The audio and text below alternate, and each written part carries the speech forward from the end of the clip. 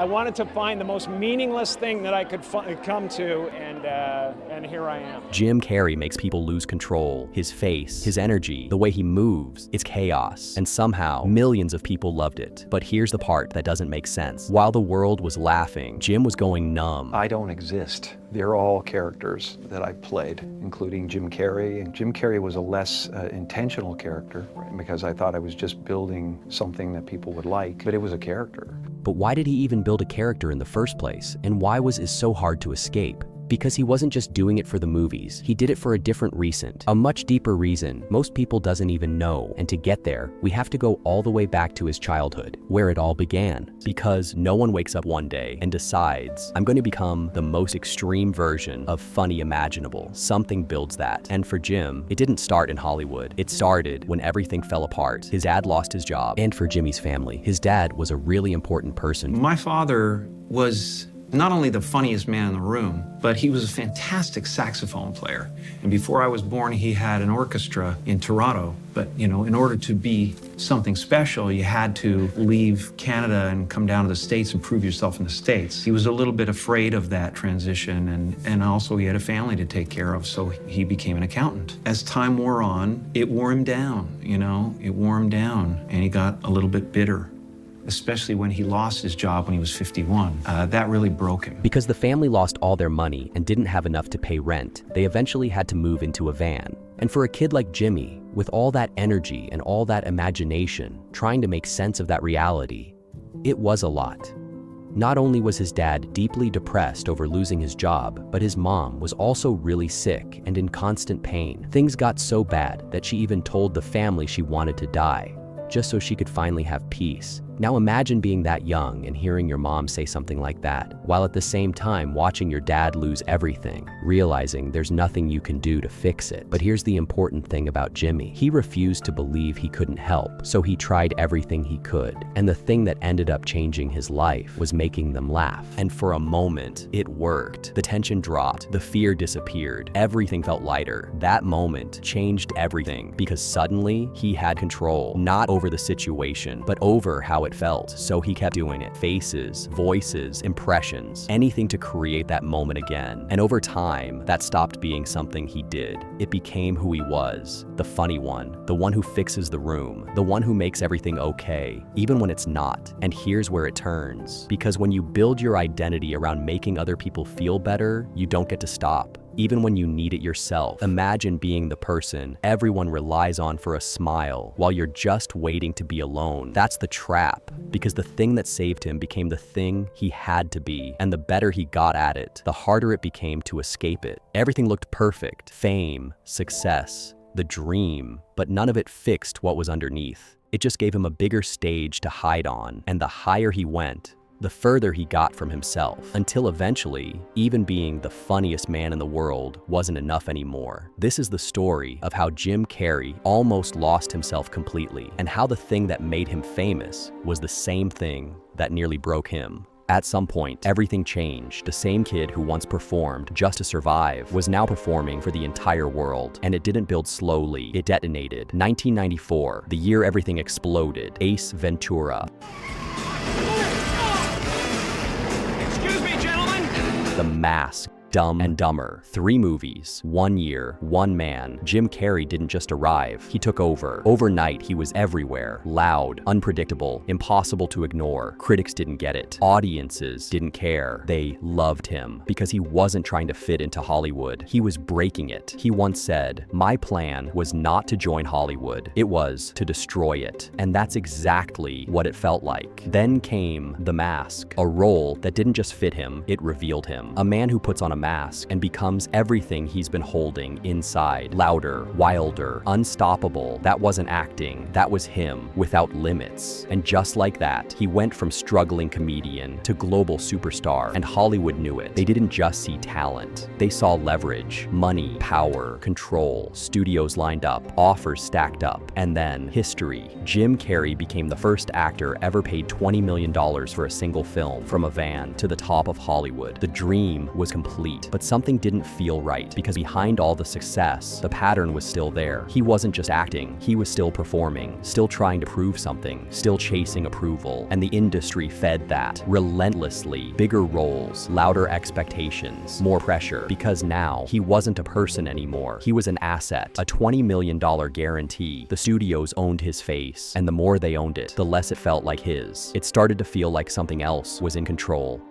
Like he was inside a system that decided who he was, just like in the Truman Show, a world where everything is controlled, manufactured, watched, and the deeper he went into it, the more it felt real. He wasn't just playing Truman, he was Truman, living in a reality where every smile had value, and every version of him belonged to someone else. He reached the top of the mountain and realized the mountain wasn't real, it was a set, and the walls were closing in. Then came the moment everything cracked. The cable guy, a darker role, a risk, something real. But the audience didn't want real. They wanted the mask. Critics didn't just reject it. They turned on him, said he wasn't worth the money, said he should stay in his lane, stay funny, stay safe, stay predictable. It wasn't feedback. It was a warning. Put the mask back on. And that's when the dream started to feel like a prison, because the more he tried to break out, the more pressure came back. And the higher he climbed, the harder it became to breathe. No off switch, no escape, no version of himself that didn't belong to the world. And slowly, something started to surface. Everything he worked for, everything he chased, everything he thought would fix him wasn't working. It didn't fix the emptiness. It didn't give him peace. And that's when he said something most people don't understand until it's too late. I wish everyone could be rich and famous so they would realize it's not the answer. And when you finally get everything and it still doesn't fix what's inside, you're left with something much harder, the truth. And for Jim Carrey, that truth was just beginning to surface. At some point, pushing harder stopped working. More roles didn't fix it. More success didn't fix it. More laughter didn't fix it. Because the problem wasn't out there anymore. It was inside. And then came a role that changed everything. Man on the Moon, where Jim Carrey was cast to play Andy Kaufman. Not just a comedian, something stranger. Someone who didn't just perform, but erased the line between reality and the act. And Jim didn't just play him. He used him like a door, a way out. He didn't step into the character. He stepped out of himself. It was like he left the lights on in his own house, but no one was home. Jim Carrey wasn't there anymore. There was only Andy. On set, off set, it didn't matter. He talked like him, moved like him, thought like him, refused to break, refused to come back. At first, people called it dedication, commitment, genius, but it wasn't craft. It was escape, because for the first time in his life, he didn't have to be himself. No expectations, no pressure, no identity to carry. And the strange part, he liked it. He liked not being Jim Carrey. But there's a cost to disappearing like that, because when you spend enough time being someone else, you don't just lose track of who you were. You lose the feeling of being anyone at all. And when filming ended, something didn't return. The director said, "Cut." The camera stopped. Andy Kaufman left the building, but Jim didn't. Because if he wasn't Andy, and he didn't want to be the mask anymore, then who was he? He started to feel it physically, like he was wearing a life that didn't belong to him, like his fame was a suit with no one inside it. He could see the image, the success, the $20 million man, but the kid from the van, gone. And that's when things got heavy. Not loud, not dramatic, quiet, slow, a collapse that didn't explode, just drained. Not a break, a leak. One day at a time, meaning faded, color disappeared, the performance died, and all that was left was silence. And in that silence, there was no character left to escape into, no role to hide behind, just him, sitting there, with a version of himself he didn't recognize. That's a dangerous place to be, because when you don't know who you are, you don't know what's real. You don't know what matters. You don't know what to hold on to. And for someone who spent his entire life being what others needed, everything started collapsing. Not publicly, not dramatically, internally, quietly, piece by piece. Because the truth is, Jim Carrey wasn't just losing control of his career. He was losing connection to himself. And for the first time, the thing that had always saved him, performance, stopped working. He couldn't outrun it. He couldn't hide from it. He couldn't transform out of it. Because this time, there was nothing left to become. Just silence, just questions, just a man sitting in the dark, not knowing who he was anymore. And when you reach that point,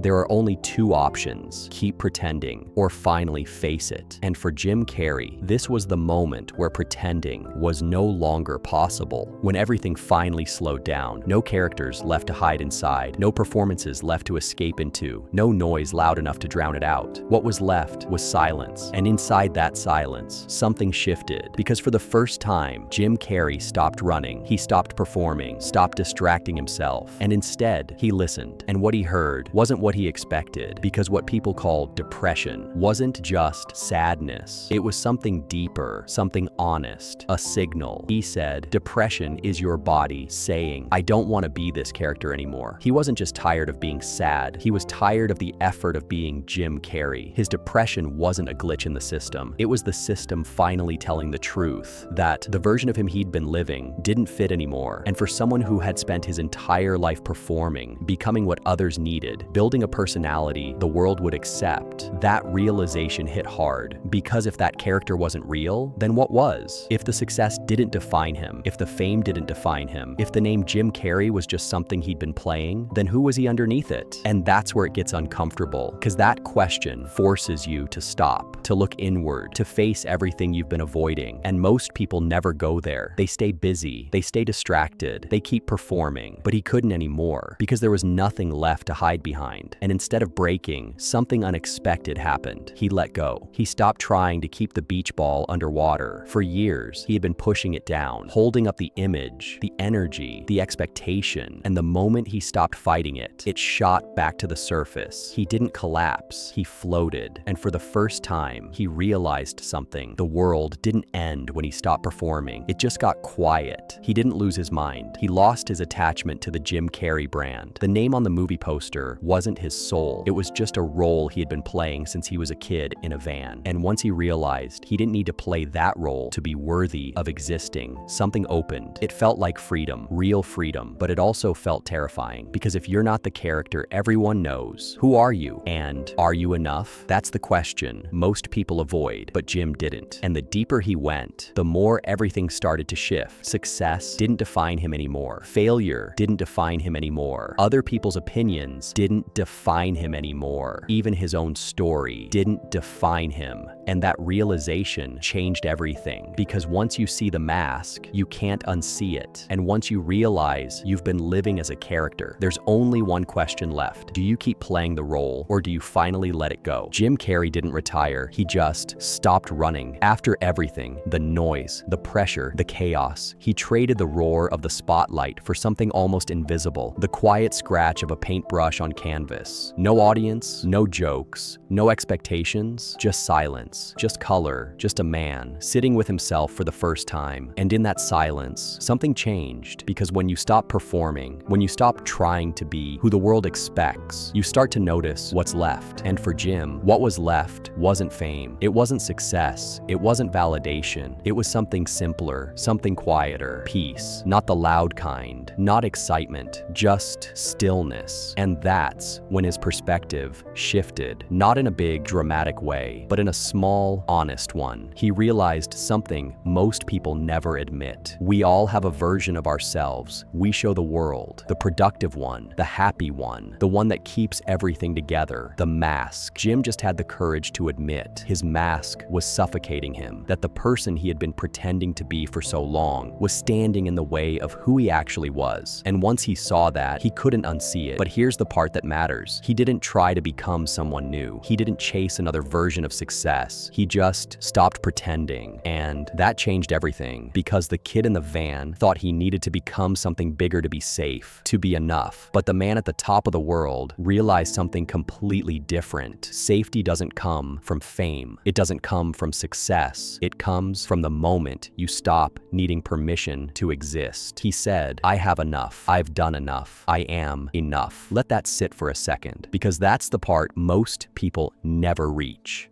We spend our lives chasing more money, more recognition, more identity, thinking that's what will complete us. But what if nothing is missing? What if the peace you're searching for only shows up when you stop chasing? Because sometimes healing isn't about becoming more, it's about letting go of expectations, letting go of identity, letting go of the need to perform. And slowly, what's real starts to come back. Not all at once, not perfectly, but enough to feel grounded, enough to feel present, enough to finally just be. And for the first time, that was enough. You might not have a camera following you, but that doesn't mean you're not on stage, because in different ways, we all wear something, a costume, the reliable one, the strong one, the funny one, the one who keeps everything together, the version people expect, the version that gets you through the day. And over time, you wear it so well, you forget you ever put it on, just like Jim Carrey did. It doesn't start as a lie. It starts as survival, a way to cope, a way to fit in, a way to be accepted. But slowly, it becomes your identity, the mask. And the longer you wear it, the harder it is to take off, until one day, you don't even know who you are without it. And maybe that's what this story was really about. Not fame, not success, not even depression, but honesty, the courage to stop performing, to stop pretending, to stop being who you think you need to be, and just be real. Because the truth is, the funniest man in the world wasn't just trying to be funny, he was trying to survive. And if you're honest, in your own way, you probably are too. Not in the same way, not on the same stage, but in your own life. And maybe the bravest thing you can do isn't becoming something more, it's letting something go.